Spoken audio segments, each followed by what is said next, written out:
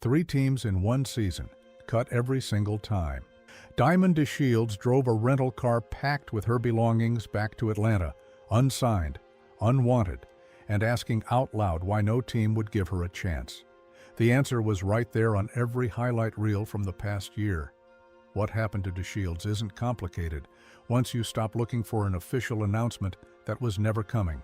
There was no press conference, no formal statement from the league, no document with her name on it.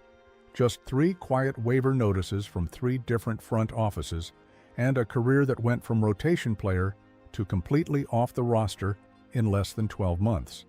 You've been watching this play out in real time, and many of you have been connecting the dots for months. Here's the full picture, because what DeShields, Kennedy Carter, and Sheryl Swoopes all discovered in the same season is that the WNBA doesn't need to ban anyone. The market does it for them. If this kind of investigative breakdown is what keeps you coming back, hit that like button right now. It tells us to keep going deeper on stories like this one. Let's go back to the hit itself, because the details matter more than the viral clip suggested. Caitlin Clark was cutting across the lane, moving at full speed. DeShields had already positioned herself before Clark even started the move. Her shoulder was down. Her eyes were locked on Clark, not the ball. When contact came, it was direct, forceful, and left Clark on the floor. The refs blew the whistle and called a common foul. No flagrant, no review, just a basic call that didn't match what every single person watching could see with their own eyes. The replay told the story the officiating crew refused to tell. This wasn't an aggressive defensive rotation. Players bump in the WNBA all game long. That's basketball. But there is a specific kind of contact where you lower your shoulder, fix your eyes on a body rather than a ball, and make impact that has nothing to do with the play in front of you. DeShields crossed that line with Clark standing right there as evidence. The fake hand, extended afterward, fooled no one in the arena. Within hours, the clip was everywhere. Fans called it targeted. Analysts broke down the positioning frame by frame. Commentators noted the eerie similarity to what Kennedy Carter had done earlier that same season, a hip check that sent Clark to the floor while Clark wasn't even looking at the ball. The difference between the 2 plays, Carter hit Clark while she was stationary. DeShields hit her at full sprint, which made the impact more dangerous by every measurable standard. Some context here that gets glossed over. DeShields had built a pattern of physicality with Clark every time these 2 teams shared the floor.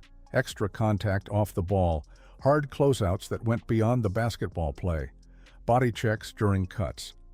The viral hit wasn't a single moment of poor judgment. It was the loudest version of something that had been building all season.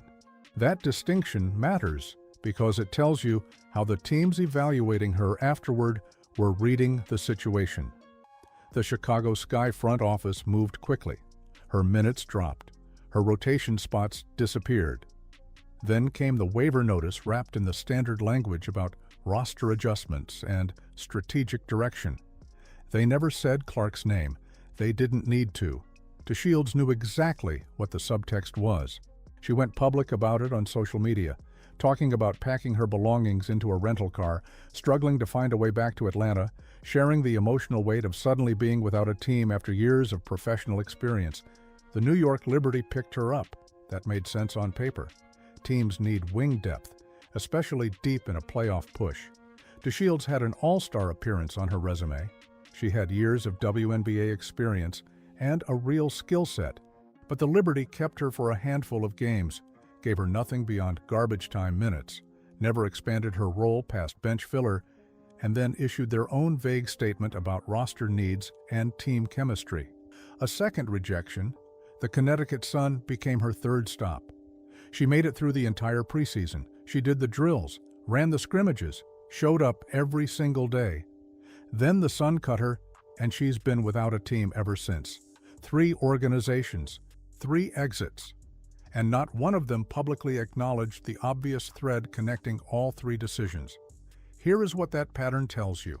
Teams weren't making independent decisions in isolation. Front office executives around the league were having quiet conversations. Sources close to multiple organizations confirmed that sponsors were asking questions. Fans were vocal about not wanting DeShields on their rosters. And the league office wasn't making official statements, but the message was getting through anyway. Nobody was going to absorb the reputational cost of being the team that signed her. Players with DeShields' resume don't cycle through 3 teams in one season without a problem that has nothing to do with basketball ability. She had the talent, she had the experience, she had the track record. What she didn't have anymore was the league's invisible approval. And in a market this small, that approval is everything. DeShields wasn't the first player to discover this. She's just the most recent name on a list that's been growing all season, and when you line up the cases, the verdict the league never officially announced becomes impossible to miss. Drop your read on this in the comments right now. Do you think the league made the right call with DeShields, or did this go too far?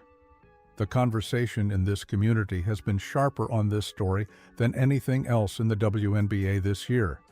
Kennedy Carter's situation was actually the first public test case.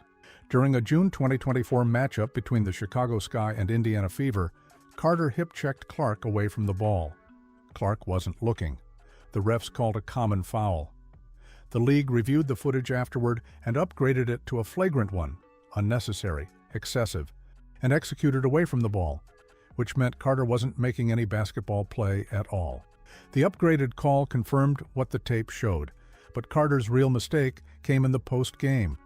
Reporters asked her about the incident. Her response was 4 words, "I ain't answering that." That quote detonated across every sports media outlet within the hour. Not addressing what she'd done in a moment that had already gone national, told league executives exactly who Carter was going to be in a room with sponsors and broadcast partners. She already had a documented history of conduct issues with previous teams. This became the final entry in that file. Her WNBA career ended there. She had to take her game overseas because no domestic team would sign her. Sheryl Swoopes took a completely different path to the same outcome. Swoopes wasn't a player anymore. She was a Hall of Famer turned broadcast analyst with decades of credibility behind her name. She built a second career on that credibility. Then she started using her platform to undermine Clark publicly. She questioned the legitimacy of Clark's NCAA scoring record. She spread narratives about Clark's achievements that didn't hold up against the documented stats. When the Indiana Fever started making real playoff runs, and the story was obviously about what Clark had built there, Swoopes talked about the team's improvement while deliberately leaving Clark's name out of the conversation, in analysis so obviously incomplete that it became its own story. Steve Smith called her out on national television. Nancy Lieberman fact-checked her statements publicly. The criticism kept accumulating until Swoopes' bias wasn't a background note anymore. It was the headline. The Dallas Wings removed her from their broadcast team. The WNBA pulled her from all league broadcasting duties entirely. A Hall of Fame player lost a media career she'd spent years building because she couldn't stop targeting the league's most valuable current asset. 3 careers, 3 collapses, all within the same window, all connected to the same player. The league never held a press conference, never issued a statement with any of their names in it, just quiet removals that sent a message to every other player and commentator watching. And here's what that message was actually built on. Because understanding the economics makes the league's behavior make complete sense, even if it makes you uncomfortable. This is the part that nobody else is laying out clearly, so pay attention. Clark's first 2 WNBA seasons broke records that had stood for years. 337 assists in a single season, a new record, first rookie ever to record a triple-double, 62 records broken across her rookie year alone. Her jersey outsold every other player in the league. Fever games went from some of the lowest attendance figures in the WNBA to sold-out arenas, and her road games were drawing bigger crowds than some home teams had seen all season. Television networks that had been ignoring the WNBA for years started bidding for broadcast rights. Sponsors who had minimal presence in women's basketball started increasing their investments. The viewership jump Clark generated when she played her second NCAA final nearly quadrupled the audience from 2 years prior, a comparison that makes Michael Jordan's 200% return boost and Tiger Woods' 63% Masters bump look modest in context. Those are the numbers league executives were staring at when they were making decisions about DeShields, Carter, and Swoopes. Before we go further, if this depth of analysis is the reason you keep coming back to this channel, consider joining as a member. Your support is what makes it possible to keep digging into the stories nobody else is covering at this level.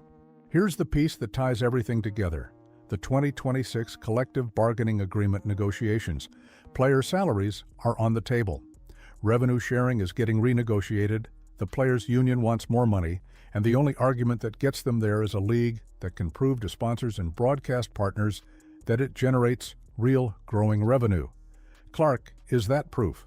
She's the live data point the league brings into every negotiation room to justify higher numbers across the board for every player, including the veterans who've been in the league for years. DeShields, Carter, and Swoopes weren't just creating bad optics.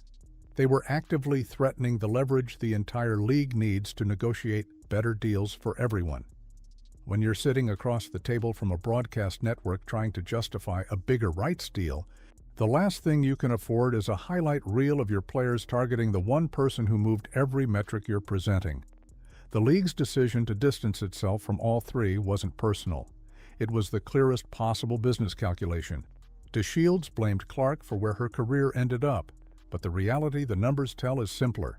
The WNBA finally had something it had been chasing for 25 years. A player who moved mainstream attention without needing to be manufactured or promoted into relevance. Clark brought fans who had never watched a WNBA game before. She made casual sports viewers care. She changed how the entire league thought about its own ceiling. When you have that, you protect it, not because you're playing favorites, because you've finally found what pays everyone's salary. The players who couldn't adapt to that reality are watching from the outside now. The ones who understood what Clark's success meant for their own futures built something alongside her. The Fever's core, Boston, Mitchell, Hull, and Cunningham, plays team basketball that the league has been trying to market for years. They pass, they move, they celebrate each other. That product sells because Clark made the audience care enough to watch. The cleaning house the league quietly executed sends one message forward.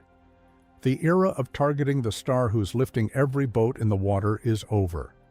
Not because the WNBA issued a rule, because the market enforced it faster than any rule ever could. If you want to understand how we got here, subscribe and hit the notification bell so you don't miss the next chapter. The CBA negotiations are heating up, and Clark's contract situation is going to force every conversation the league has been avoiding about player value and revenue sharing into the open. That video drops soon, and you're going to want to be there for it.